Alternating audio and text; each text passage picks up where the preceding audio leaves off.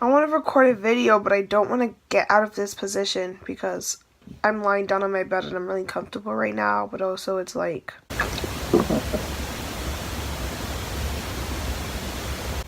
Will the video be good if I stay in this position? Probably not. So hi. Hi guys, I'm here with another book review, and this is not my usual setup for like a lot of my videos, but I don't want to set it up the way I usually set up my videos because it's called laziness. So you're lucky that I'm here recording a video because I literally don't want to do a thing.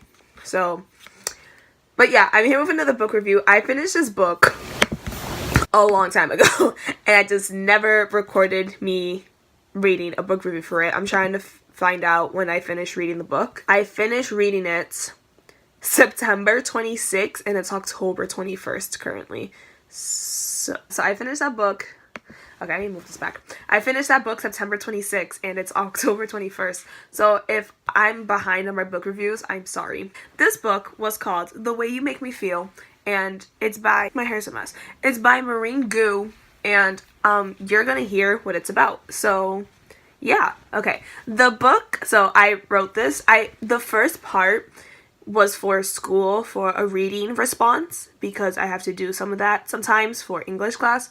But it kind of ties into what I felt of the book, so it was fine. Okay, so the book, The Way You Make Me Feel by Marina, shows the consequences of Clara, the consequences of Clara, a teenage rebel after she pulls a prank that goes horribly wrong, and how she is forced to work at her father's food truck for the rest of the summer with her nemesis Rose. As I kept reading the book, especially in the section that I read, it is clear that Clara and Rose are developing quite the friendship, and that they seem to be genuinely enjoying each other's company outside of working in the food truck. Clara, I don't really freaking care, pulled a prank at a school dance that angered Rose, which caused the two girls to get in a fight. As punishment, Clara's father, Adrian, suggested that the two girls work at his food truck together, the Cobra, so that they could not face suspension. When Clara and Rose first started working together, like their first day, they were sent home by Clara's father because they were bickering and fighting way too much on the first day. These girls did not know how to get along, and it took quite a lot of growing up for them to realize that they need to work together so they won't get suspended.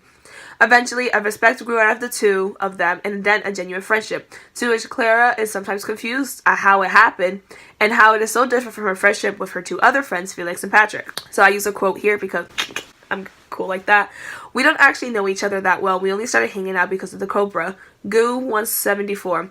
Clara is explaining to Hamlet, this guy that she likes, and he likes her too, and they start dating, but we'll talk about that later, that she and Rose only started hanging out because they were forced to work together, and talks about how they don't know each other that well, which is false. Clara has learned a lot about Rose and vice versa. They actually spend time, I'm pretty sure I mentioned this later, but she actually spends time with Rose outside of the Cobra. Like, she texts her to hang out, and when she has her first date with Hamlet, she texts her to come over and help her like plan her outfit or whatever. But yeah, they are each other's real first girlfriend, and even though they had a rocky start, the friendship that is blossoming is very beautiful. Clara might be lying because she doesn't want to admit that she and Rose are actually better friends than she originally thought, which is true, because she was like, she had this whole thing, she was like, why am I friends with Rose? Like, we're nothing alike. Like, I literally hate her. I've hated her for a long time, so why am I her friend now? But I don't know. If you guys watch Sierra Burgess' A Loser, it's kind of how the friendship between Sierra and Veronica, is that her name? Her name's not Veronica. Is it Vanessa? I don't know what her name is. But how their friendship came about. Like, they hated each other, but then like an actual friendship formed. I didn't really like that movie, but I did like that part of the movie. Like, I really did like their friendship. I think that was like the best part of the whole movie. But yeah, so they just had a genuine friendship, which I like, because it's refreshing to read a story that's not all about romance or whatever. I mean, this one was kind of about romance, but this one was about how she had to deal with Rose, and how Clara maybe realized that being a rebel isn't all that good in life. But yeah, anyways, Clara starts to abandon her old friends, Felix and Patrick, to spend some more time with Rose and Hamlet. She's hanging out with Patrick and Felix, and then she realizes that she's like not having a good time with them, and I just moved my laptop, I'm so sorry. But she realizes she's not having a good time with them, and then she just makes an excuse to go home so she can hang out with Rose. So she lies to Patrick about where she's going.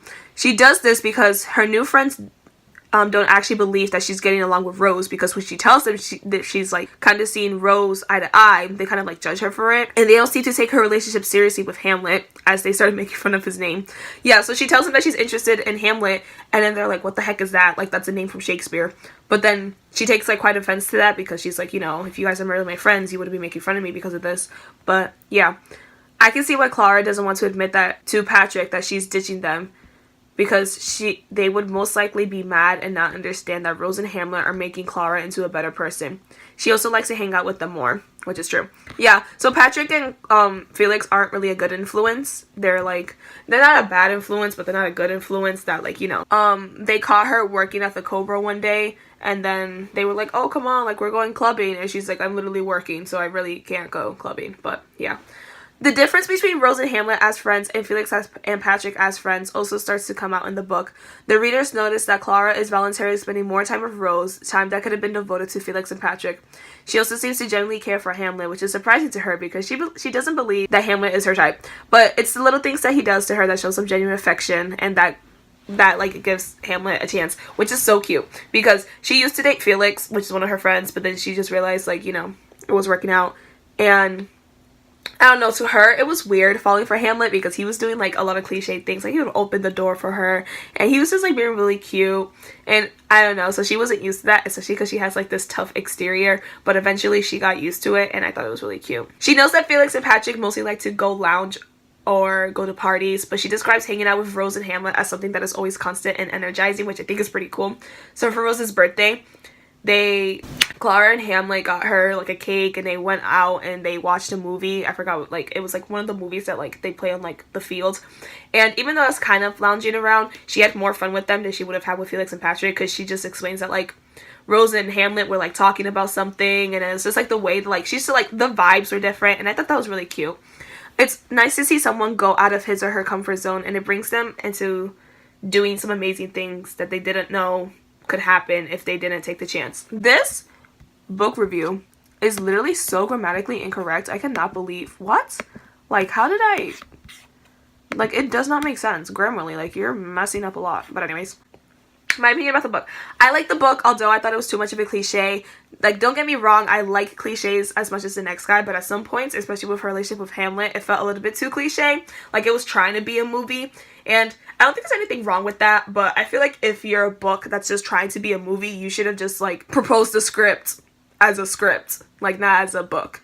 But it's okay. I didn't mean to sound like such a douche here. I just meant that, like, because it's probably hard to, like, propose a script to, like a movie company that actually wants you. But that's what I was just thinking. Like, it just seemed like a movie more than a book, and that's okay. But it was a good book. I'm not complaining. But it's just the way I said it. It just seemed rude to me, so I'm not trying to like offend anyone.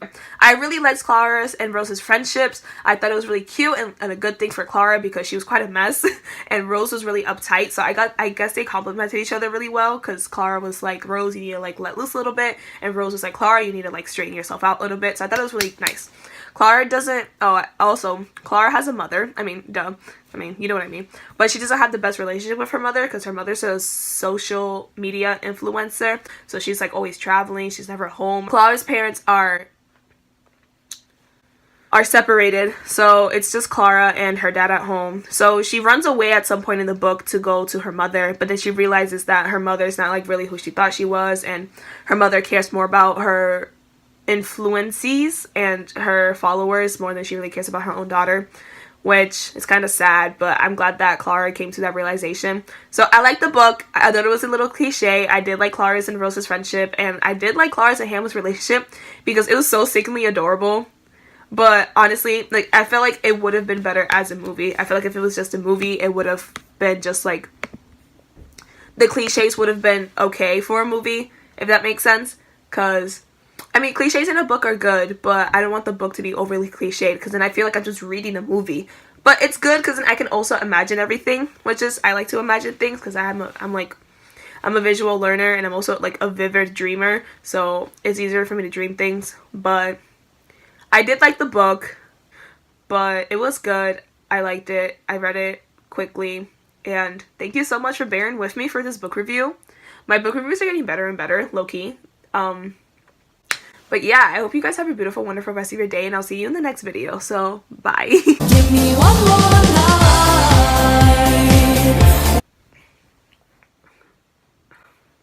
night.